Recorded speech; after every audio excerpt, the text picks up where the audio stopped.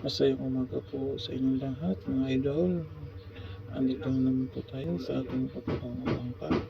At kahapon po ay tumigil po muna tayo dahil tayo po muna ay nangingilin.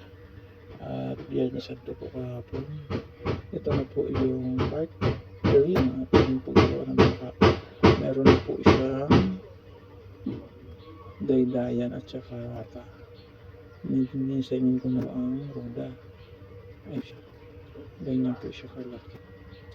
At ito po ay kita ko po sa inyo. Yan po ay sobrang matibay pag may sinturon po.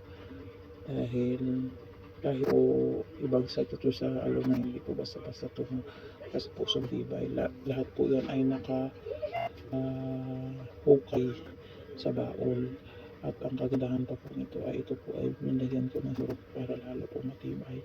At po mamaya ito pong kamote na yan ay tatakid na po natin. Yan po. Para hindi na po tayo maglagat.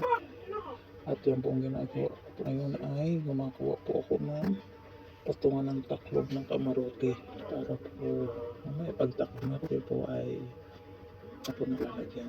At mamaya po ay ipapakita ko po sa inyo ang aking minuntahe. At bago ko po buko yan ay inano ko po muna yan, lagyan ng kilya. Kinilihan ko po muna yan dahil mahirap pag yung taog pa ay mas maganda po unahin muna natin ang kilya bago po natin yan lagyan ko ano yan, sinukat po ng anak yung taas po ng makina para hindi po maano ng taklob. At yan ganyan po kalaki yan.